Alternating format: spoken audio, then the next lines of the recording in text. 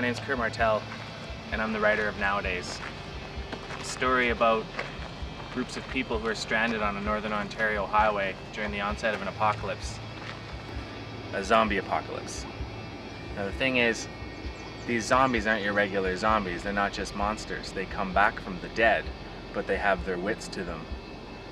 And they have a moral dilemma. You see, blood is now the currency of the world, and you have the choice whether to drink people's blood and become stronger, or don't drink people's blood and stay this decrepit monster that you are. There are two core groups in the story, one of whom are a group of people who have, for the most part, been sentenced to tree plant. See, they've all committed different crimes, and they've been sentenced to work with a social worker out in the forests of northern Ontario planting trees, rather than sending them to jail and incarcerate them for a summer or for a year or what have you. And they're the ones that are really stranded in the middle of nowhere, far, far from home. And the second group is, well, it's a family who have all come back from the dead. The father, having realized that he's a zombie, wondered if his family were also zombies. See, his wife and his daughter were killed years earlier, so he went to the graveyard and dug them up and realized, yes, they are back as well. And now he's faced with this moral dilemma. Do I kill people to help my family out? And how far would I go?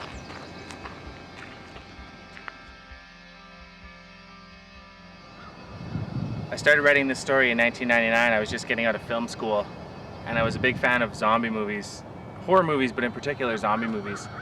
And there hadn't been anything made in, almost a decade. And I thought I had this idea to redefine and resurrect the zombie genre.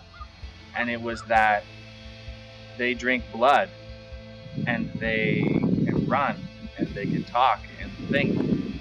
That's what's really scary. That's what I found really scary, was running a zombie.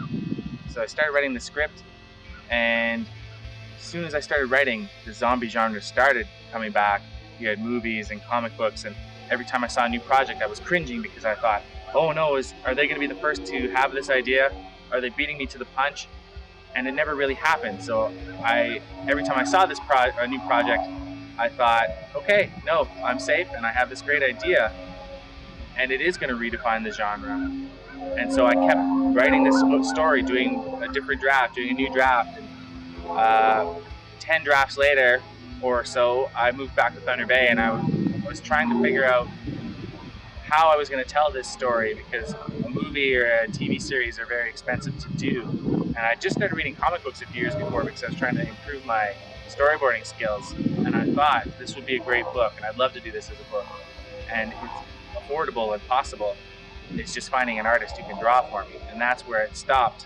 And for about 3 years I was looking, and I'd find people who were interested, but it was just too big of a project to do for free and to do without making any cash from it. So it sort of just stuck around for a while. And then Chris Merkley came along, and he had moved back to Thunder Bay to focus on his art, to focus on comic books.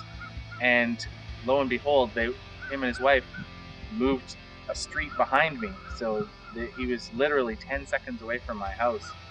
And so I gave him some test pages, or I gave him the first chapter of the script, and he came back with some test pages, which blew my mind and bypassed what I had envisioned for this story. And I was in love with the look that he had come up with.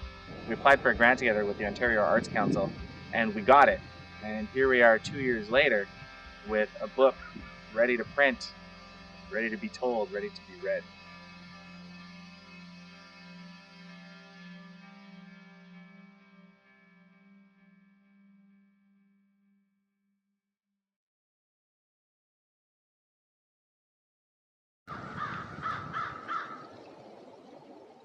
You hear something? Yeah, somebody's coming. Let's move.